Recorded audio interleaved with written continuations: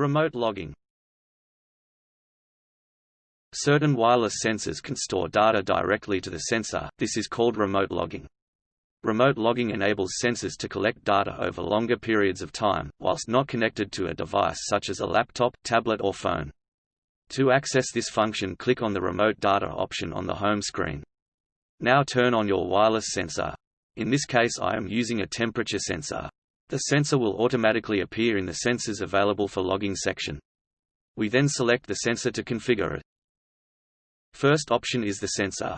For a sensor such as the weather sensor that has more than one sensor built into it, you can choose the sensors you require. Sensor enabled is the way we turn off those extra sensors. Common sample rate is again if we have more than one sensor enabled, we can have multiple sample rates. Currently the sample rate is set for 1 Hz, or once a second. As you can observe that we can store 15.55 hours of data if we kept the sample at this rate.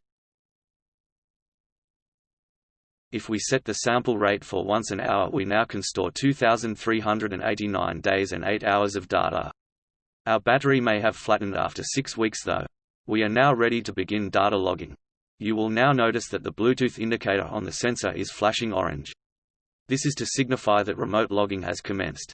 For this example, let's say that we set the sample rate for once an hour, and we place the temperature sensor into a fish tank for 3 weeks.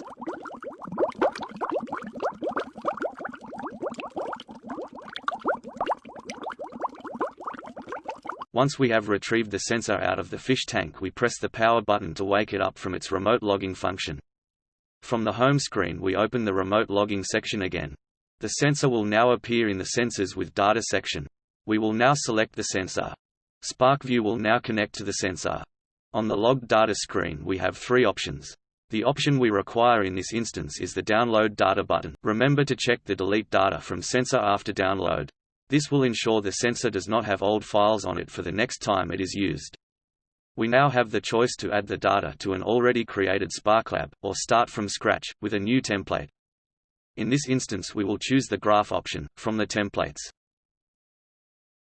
Once our data has been downloaded, we then can use our analysis tools, like we do with live recorded data. Don't forget to subscribe to our social media platforms for the latest news, tutorials, products and promotions.